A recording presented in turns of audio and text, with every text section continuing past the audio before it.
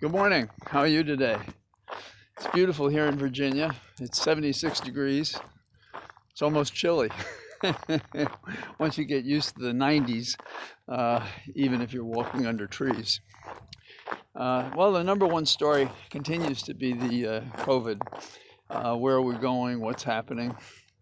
The bad news, I think, is out of the studies in Provincetown, P-Town, Massachusetts, where it turns out that 3/4 of those who are infected had been vaccinated.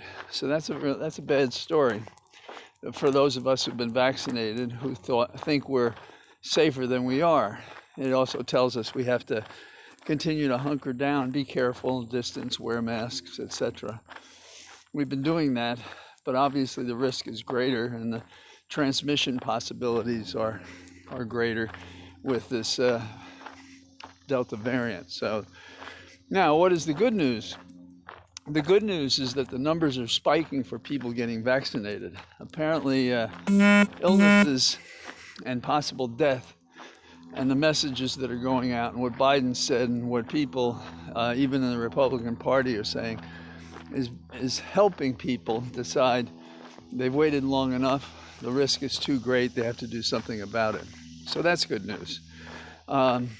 We have the notes from a conversation, several conversations with Trump after he lost the election, telling the Justice Department to just say there is corruption and fraud in the election.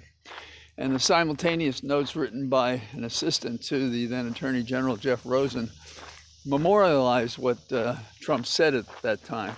Now, we all believed it, but to have this step is, if you were prosecuting him, and we really should be, for inciting to riot, you would look at these details and see that his state of mind was to create fraud by saying there was fraud, by saying he won an election he lost. So that's significant.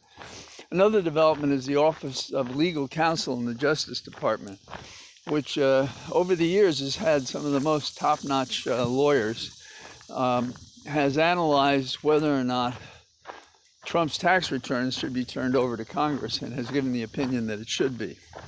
So that's kind of a turn for the Justice Department, Garland's Justice Department, which is encouraging.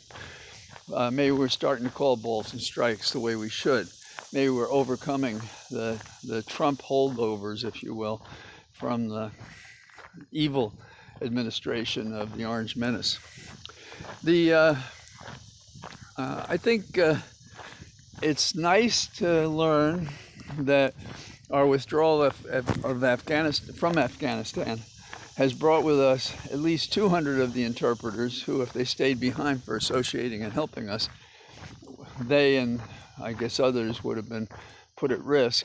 And so we have done the right thing by some people. The infrastructure bill is an interesting and distressing Hill event, not unlike other Hill events when it comes to writing legislation in better times. Schumer has a bill which is 2,700 pages. How long would it take you to read that? Even if you're an Evelyn Wood speed reader. And I am. When I was a kid, college, high school, I don't remember, I studied her techniques and went to her classes, in part because I'd read that JFK had done so.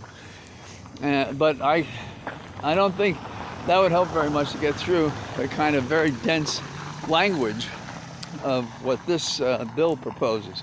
And it doesn't help that there's a contrary bill being put together by Sinema and Portman that is supposedly the real bill. I don't know. I think you and I are more likely to levitate than this thing is ever going to pass. But hey, I've been surprised before. And Pelosi has said the right thing. She said, that's all well and good, whatever you pass, but that bill ain't going on the floor of the House until the other bill, the budget reconciliation bill, a $3.3 trillion, comes along with it. So there we are. It's a good day out. Enjoy yourself, because it'll probably be hot again in a couple of days. And I'll talk to you tomorrow. Bye-bye.